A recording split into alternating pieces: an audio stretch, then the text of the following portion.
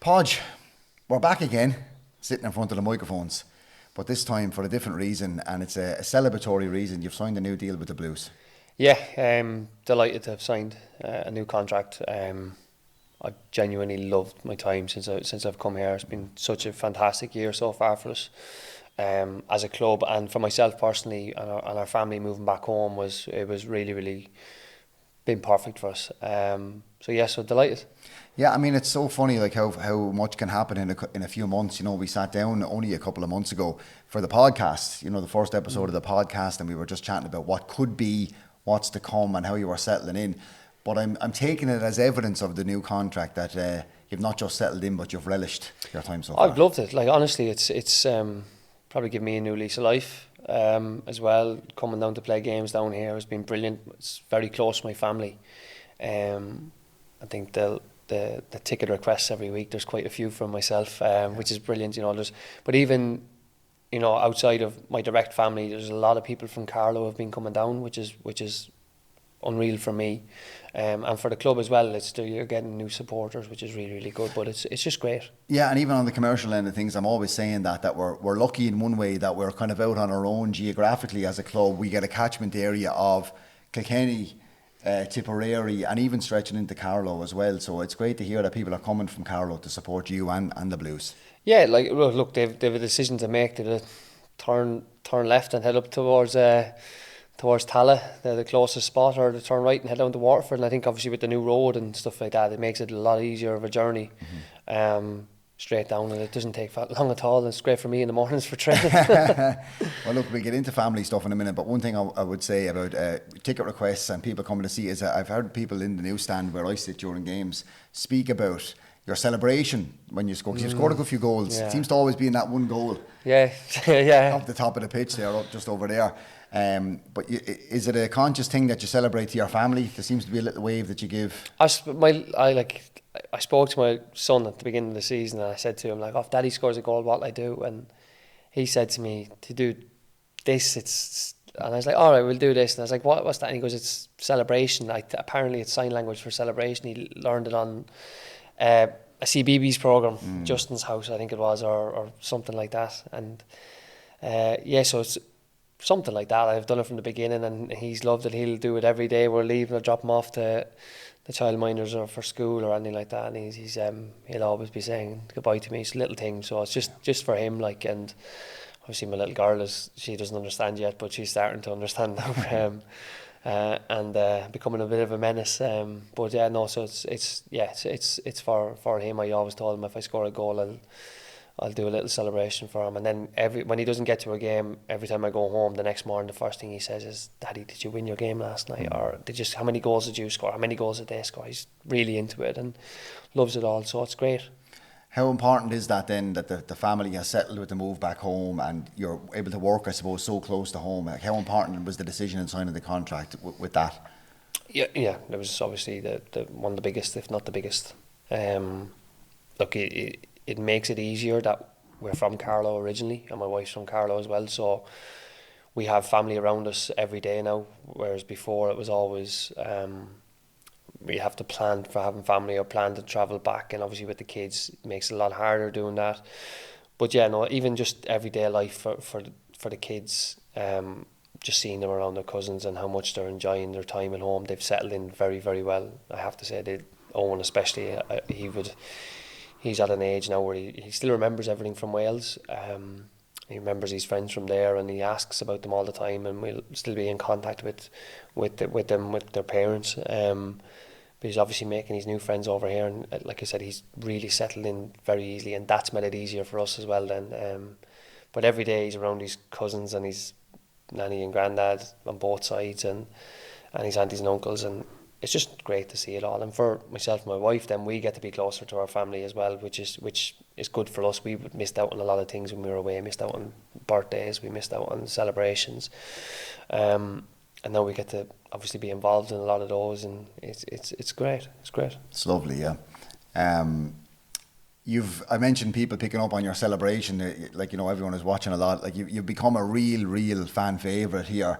What does it? Do you feel the connection with the supporter base here? Is it something that's reciprocated on your behalf? Do you feel, I suppose, the love that people clearly have for you here in Waterford? Yeah, 100%. And little things like my family, when they go to games, they will tell me, like, when they'll get talking to people beside them or in around the ground, and they're feeling very loved as well, and the people have only nice things to say, which is lovely. You know, I suppose it's better than having bad things to say with someone. But it's so nice. I've been welcomed so much by everybody, on and off the pitch, which is brilliant. And again, that makes it so much easier to make the decision to extend again, like, because realistically, you want to be in a place where you're loved or liked, and you want to be in an environment that's positive and good to be around. And I think it has been this year. It's been a great season for us so far, and it's obviously we're 30 games into it. It's, you know, been a lot of hard work and a lot of effort from us on the pitch and off the pitch from the supporters. And obviously we want to, you know, keep going and make sure that those 30 games aren't kind of in vain, and try push for European football if we can. Yeah, I met you when we were leaving the ground. I think I might have been against Bowes at home. I'm not 100% sure, but, you know, the energy was very big for myself and yourself, and you were kind of like, you know, we were talking about pushing for Europe and stuff like that. Is that something you maybe saw when you came into the squad first, or has the squad and the team kind of outdone themselves so far this season for you? I suppose when I signed, and, you know, you're training, you can see the quality in training. It's just, you know, probably watching or not knowing what everyone else is going to have in the league at that stage when we're in pre-season is the hardest thing. When we started the season then, and we obviously the first couple of games, you know, I think it was Shelbourne and Galway, that was the first two, and we knew how difficult Galway was going to be, but we were fantastic in Shells the first night, and they were expected to be up there, as they are. And then we had the St. Pat's and Drogheda games, which kind of, Drogheda was second actually, and then Galway and St. Pat's. But right, we put ourselves in a really good position after 4 games, and it was just a case of going, right lads, we actually, you know, it's early doors, but we've played half the teams in the league nearly so far.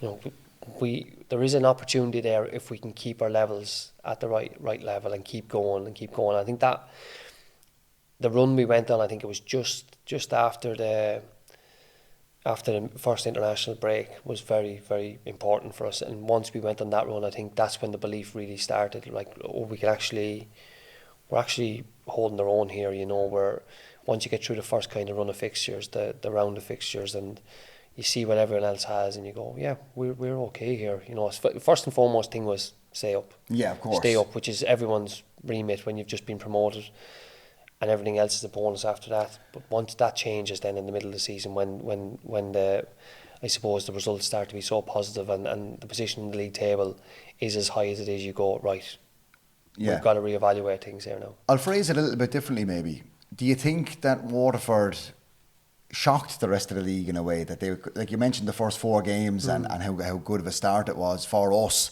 Do you think maybe the rest of the league underestimated what Waterford were going to be like this year? I don't know whether they underestimated, but I think ourselves and Galway, especially the 2 teams that were promoted last year, have, you know, really, really done well this season.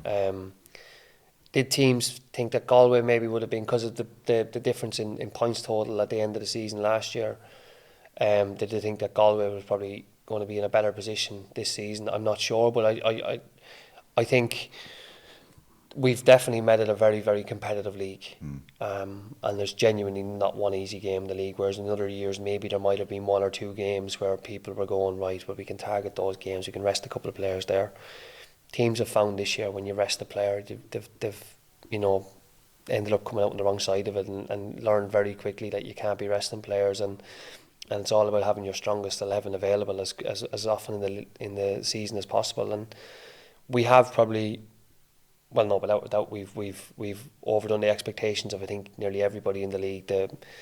We were probably being tipped to be relegated ourselves, Galway, and you know, we're comfortably well away from that. We haven't been looking that direction for a long time, and that's testament to the group, testament to the manager and the staff and the recruitment, but also testament to the supporters as well for coming out and following us away from home as well as home, because the games, like some of the best games this season have been like the Droghers away, Bows away, the boat games up at Bows, Shamrock Rovers away. It's unbelievable following and for those games, and we can hear it on the pitch. We can hear when teams are when the supporters are getting behind us, and the opposition can hear it as well, and it does give you that little bit of a lift, and it does give you that help on the pitch. That's brilliant. You brought him up there, and I was about to myself, the gaffer. How we mentioned how important your family was in your decision to re-sign. How important has your relationship with Keith Long been? Yeah, very, very important. A few years ago, I nearly came back, and it fell through with Sligo, and it just didn't happen. But at the time, Keith was managing Bows, and he rang me, and he was speaking to me about was I interested in coming back, and the way that, because I was on loan at Exeter from Newport, but Newport are governed by the FAW, so they have a different registration window, and I had to be gone by a certain day, even though the transfer window was. I had to be recalled by a certain day, even though the transfer window was open in January.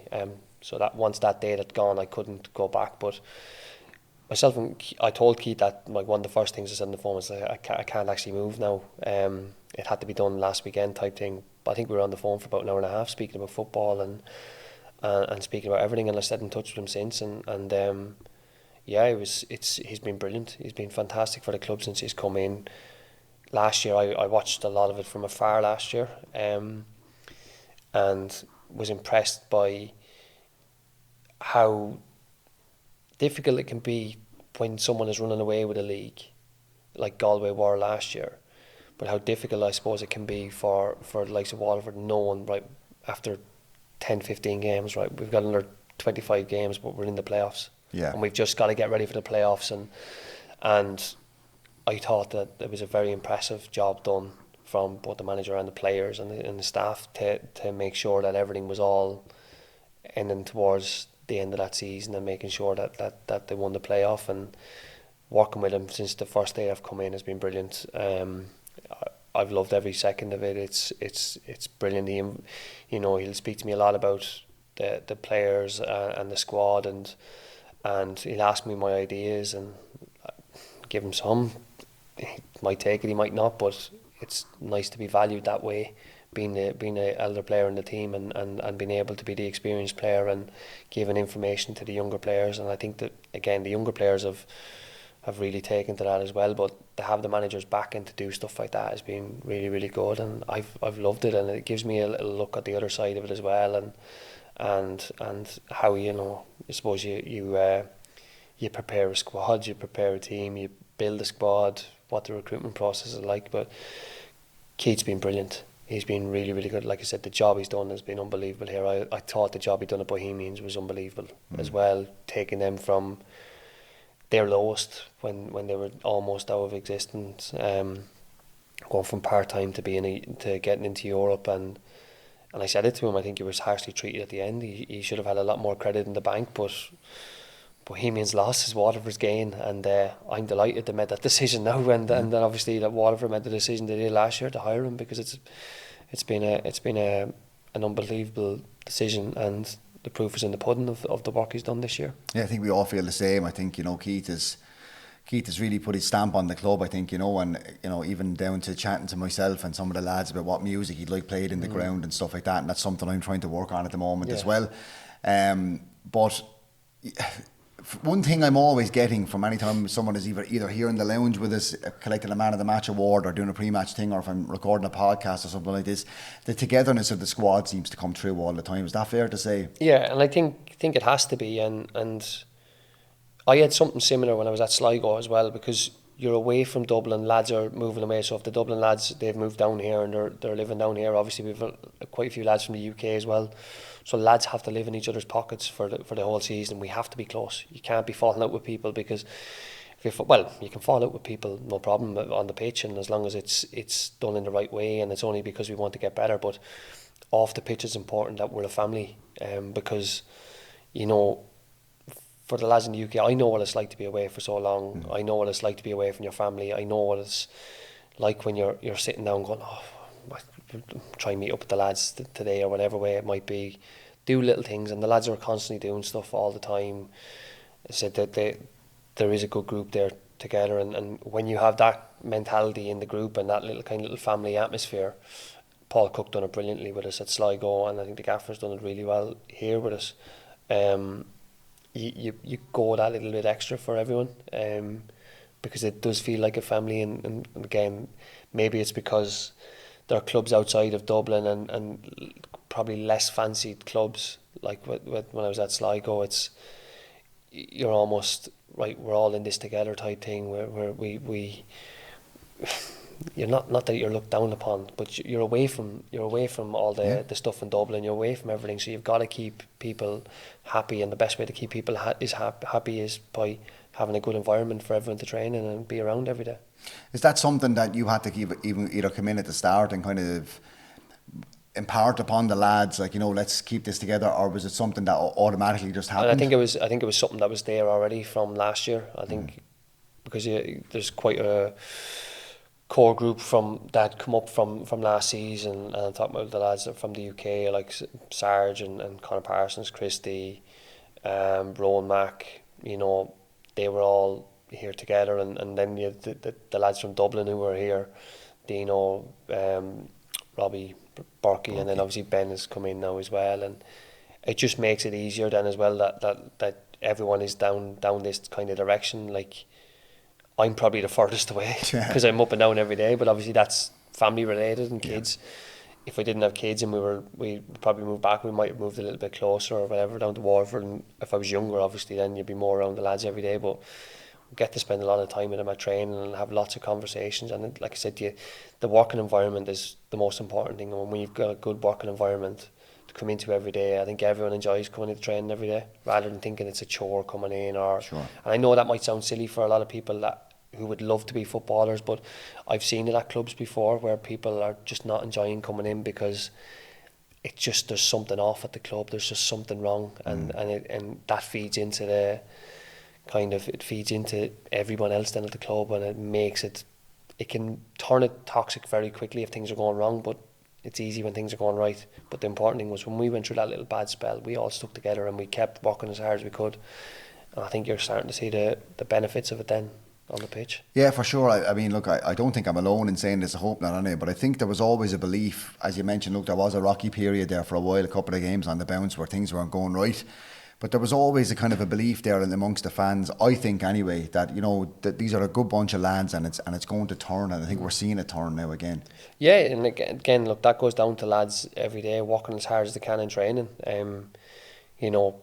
Christy Patterson started the season kind of out of the squad. He obviously, it was a very sad moment for him in pre-season when he lost his dad. Yeah.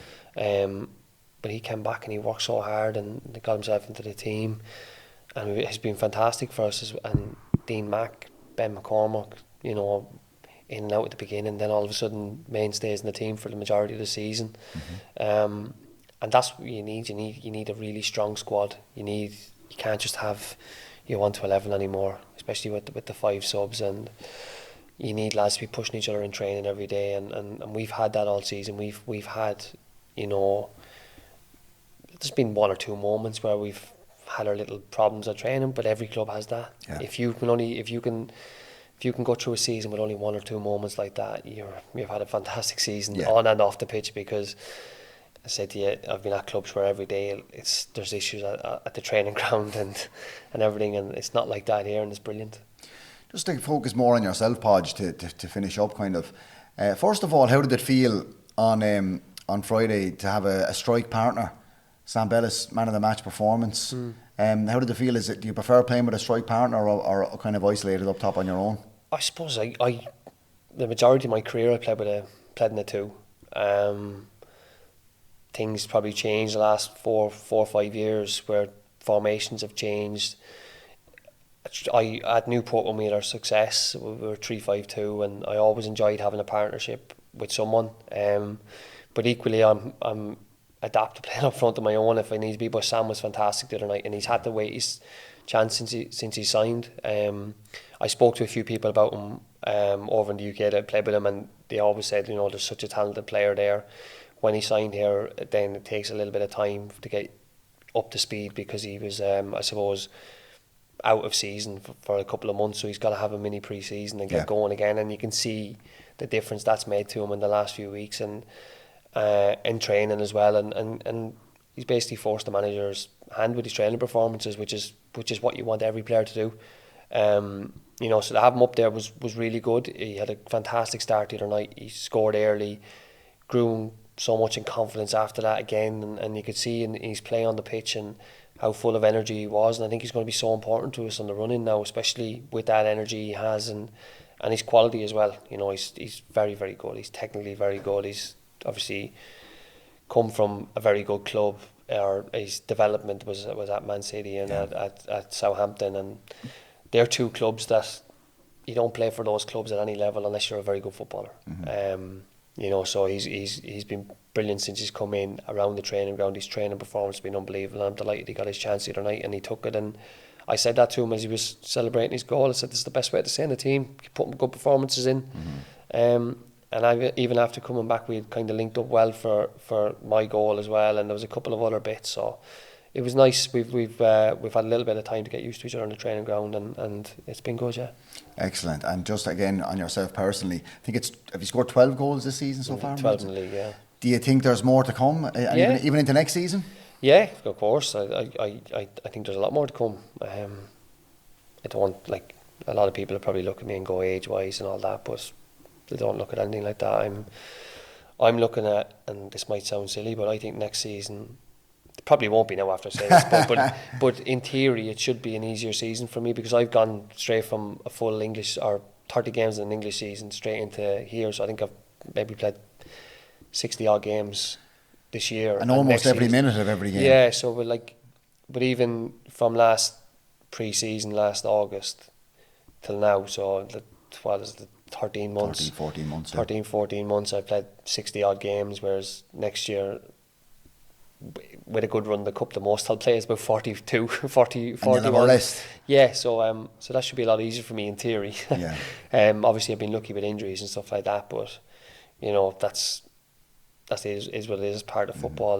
But I'm loving it. I think there's more to come. I'm really looking forward to the back end of this season. I'm looking forward to the break, having my first Christmas off in 15 years. That's something I'm excited about, especially now with kids as well. That makes it even better.